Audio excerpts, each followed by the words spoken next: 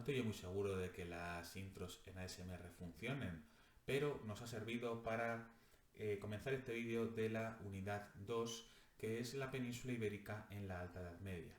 Y esta primera parte que vamos a ver va a ser la parte de Al-Ándalus. Vamos a la presentación que ya tenéis subida en el aula virtual con estos efectos especiales que aún me asombro de ellos, madre mía. Y vamos a ello. Así que empezamos con la parte de Al-Ándalus. Vamos allá. Al-Ándalus es como se conoce la zona que quedó bajo dominio musulmán tras la invasión en el año 711, la cual acabó con el reino visigodo de Toledo. Los musulmanes van a permanecer durante casi 8 siglos hasta el año 1492, que tenéis aquí en este eje cronológico, cuando finaliza tras la conquista del último reino musulmán, el reino de Nazarí de Granada, por los reyes católicos, día 2 de enero. ¿Vale? Va a estar dividido en varias etapas, ¿no? Vamos a ver nosotros hasta las invasiones norteafricanas, pero eso lo veremos en detalle más adelante. Así que vamos a empezar primero con el comienzo, como no puede ser de otra manera. Tenemos en España, si os acordáis de la unidad 1, en España gobernando a los visigodos, ¿vale? Y en el año 710 los nobles visigodos van a nombrar como rey a Rodrigo.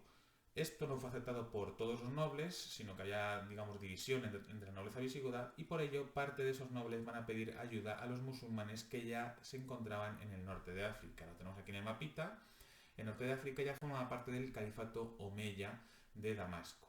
Y les van a pedir ayuda militar. ¿Qué es lo que van a hacer los omeyas? Pues van a cruzar con un ejército que va a desembarcar aquí en Gibraltar, que por eso se llama Gibraltar, porque es Jabal Tarik o Piedra de Tarik, y se llama así porque va a estar al mando del lugarteniente del gobernador del emir, vaya, del norte de África. Este comandante se llama Tarik. Y Tarik va a desembarcar con un ejército de musulmanes y sobre todo de bereberes, y va a derrotar a Rodrigo en el año 711 en la batalla de Guadalete, que se encuentra en Cádiz, en la cual Rodrigo va a encontrar la muerte. Y poco después, un segundo ejército, esta vez al mando del propio gobernador o del propio emir, que se llamaba Musa, va también a cruzar el estrecho y va a adentrarse en la península.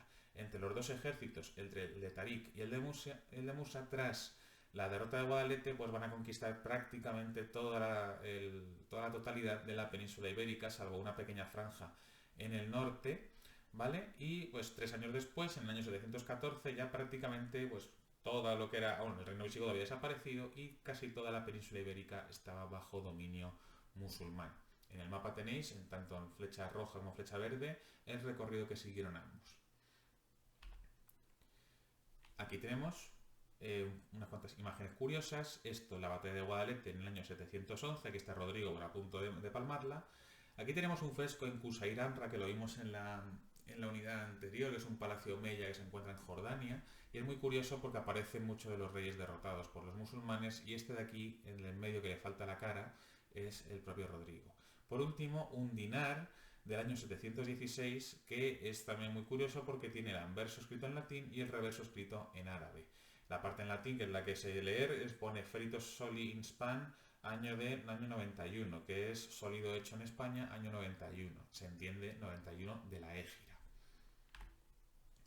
Así pues, los musulmanes van a conquistar casi toda la península ibérica, salvo una pequeña franja en el norte, lo que hoy sería Asturias y Cantabria, ¿no?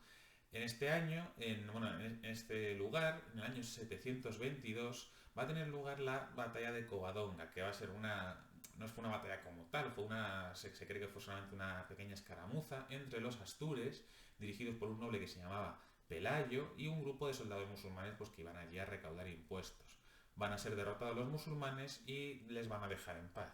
Y esto va a ser el germen del posterior reino de Asturias, ¿vale?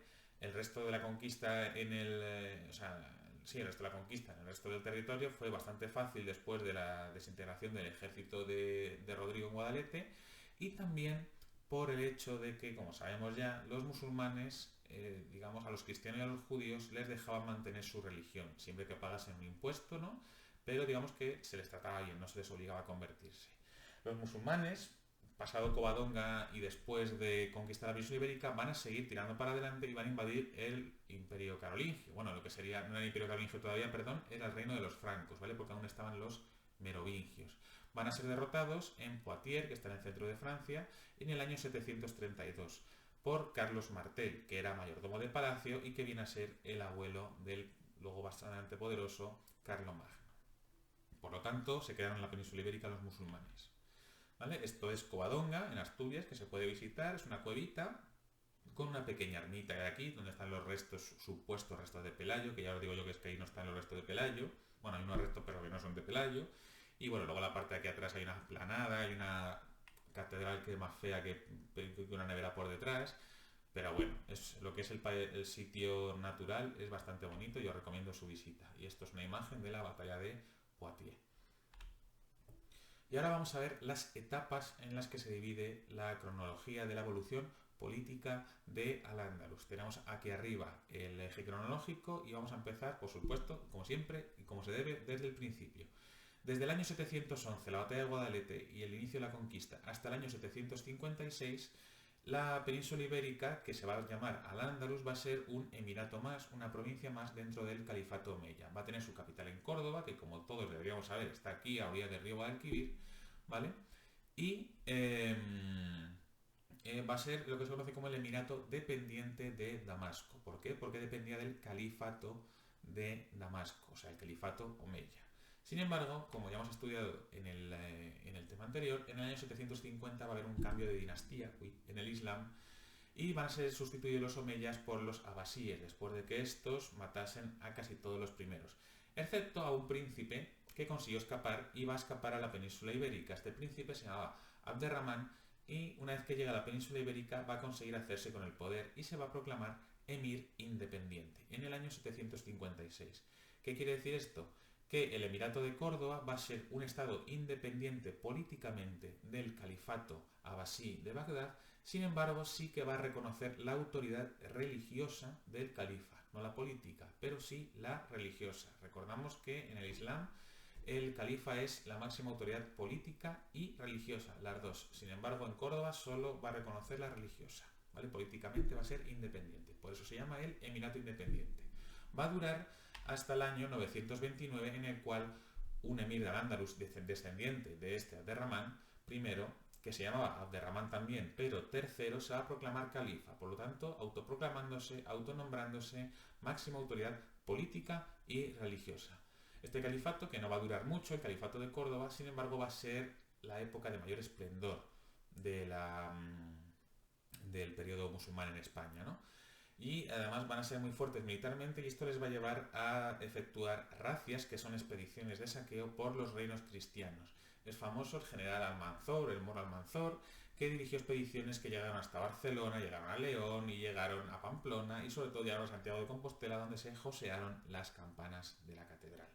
Sin embargo, como todo lo bueno, pues no dura mucho. Y en el año 1031 va a haber una serie de luchas internas, de guerras civiles, como ya hemos visto son frecuentes en el mundo musulmán, y el califato se va a disolver en un montón de pequeños estados o pequeños reinos que se conocen como los reinos de taifas. Esta época va a durar unos 50 años, desde el año 1031 hasta el año 1085. Y esta época la van a aprovechar los cristianos para avanzar en la conquista del territorio. Sin embargo, avanzaron tanto que a partir del año 1085, que es cuando Alfonso VI de León conquista Toledo, la antigua capital visigoda, pues se van a tener miedo, iba a decir otra palabra, pero van a tener miedo estas taifas y van a pedir ayuda a los imperios que se habían formado en el norte de África. Primero los almorávides y luego los almohades, los cuales estudiaremos con más calma en próximas unidades. Y esto va a durar hasta el año 1212, la famosa batalla de las Navas de Tolosa, pero lo dicho, esto lo veremos más tarde. Aquí tenemos una foto, a la izquierda la máxima extensión del Imperio Almorávide y a la derecha, que es el siglo XII, y a la derecha la máxima expansión del Imperio Almohade en el siglo XIII. Vamos a hablar ahora de la sociedad andalusí. ¿Vale? La economía no hemos hablado de ella porque es bastante parecida a la del resto del Islam. Sin embargo, en la sociedad sí que había unas particularidades. ¿Vale? Tenemos en esta pirámide que es maravillosa, tenemos que la sociedad está dividida en dos grandes grupos, los musulmanes y los no musulmanes. Dentro de los musulmanes tenemos en primer lugar a los árabes o las familias de origen árabe, ¿vale? Que son las que formaban el grupo social más dominante y por supuesto ocupaban los principales cargos de gobierno, que son los árabes son los descendientes de los conquistadores, ¿no? Que salieron de la Meca en el siglo VII. Por otro lado tenemos los bereberes, que son oriundos del norte de África. Se habían islamizado una vez que fueron conquistados por los omeyas, sin embargo estaban en un segundo nivel respecto a los árabes de los que ya hemos hablado.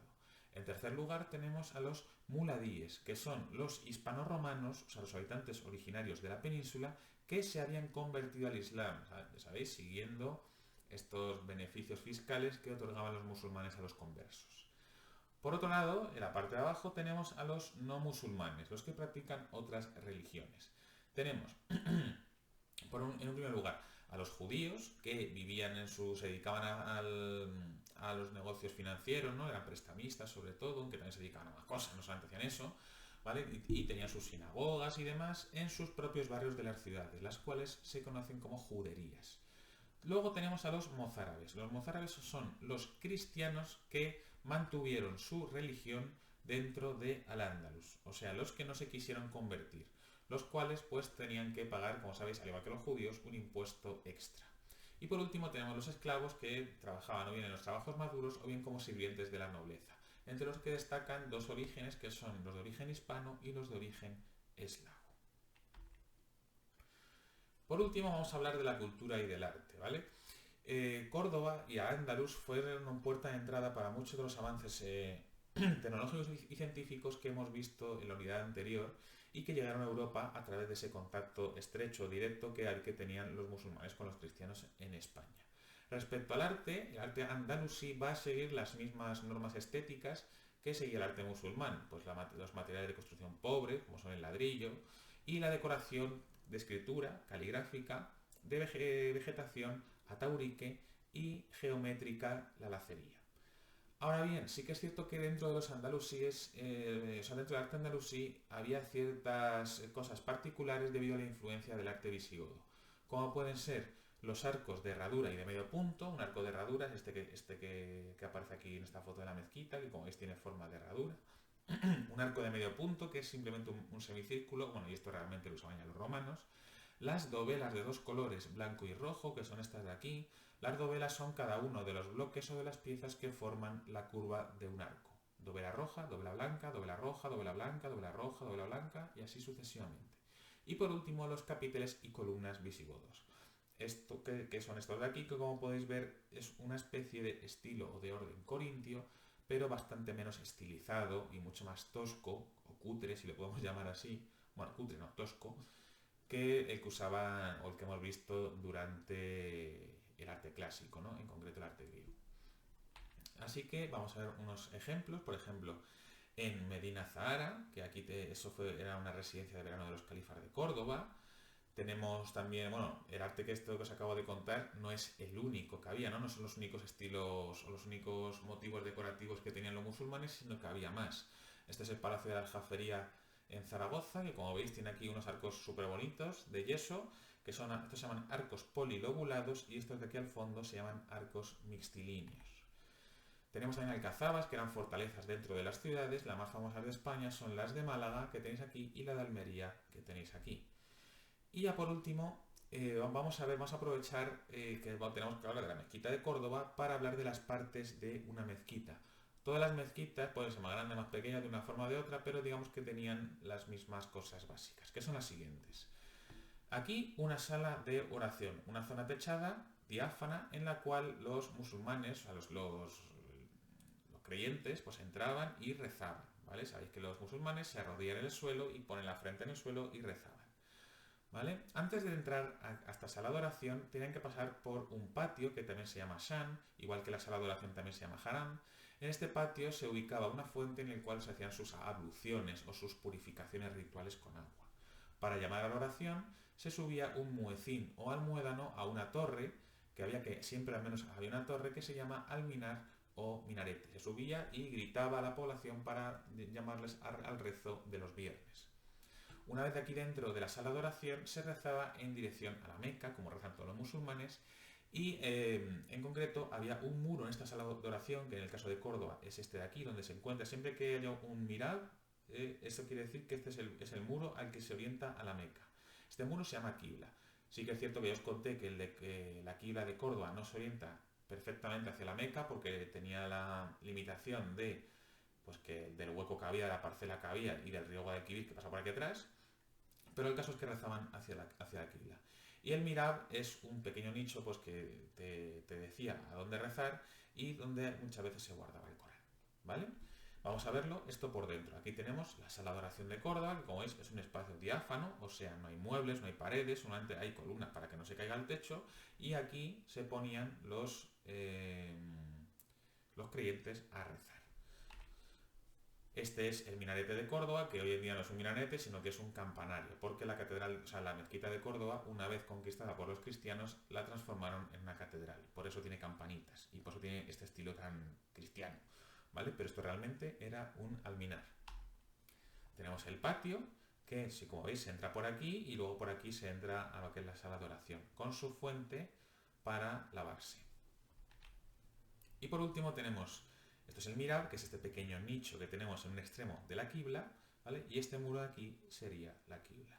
Nótese que la decoración, lo profusamente decorado que está esto con, en este concreto, motivos decorativos caligráficos y atauriques o arabescos, porque estos son como hojas de plantitas, y geométricos por aquí. Fin. ¿Se acabó? Esto es todo por este vídeo y aquí os dejo con la Catedral de Córdoba, que es la misma, esto es la parte que construyeron una vez conquistada la ciudad de Córdoba, pues se le hizo esta pedazo de catedral en todo el medio de la mezquita. Si bien esta catedral, está, sobre todo por dentro, es muy posterior, porque esto es barroco, ¿vale? Pero si os fijáis, aquí a los lados se ven los arcos de la sala de oración. Y esto está dentro de la mezquita. Pues bien, ya hemos terminado con los efectos especiales. Ya hemos terminado con esta primera parte, así que en el siguiente vídeo veremos la segunda parte, que son los reinos cristianos. Espero que os haya ayudado este vídeo para comprender esta parte del tema. Muchas gracias por verlo y nos vemos en el próximo, no antes de que os deje con una frase, a ver, aquí, de Averroes, magnífica, que dice: 4 cosas no pueden ser escondidas durante largo tiempo: la ciencia, la estupidez, la riqueza y la pobreza. Averroes, médico y filósofo de Al-Ándalus. Se describe sola esa frase. Muchas gracias y ahora sí, nos vemos en el próximo.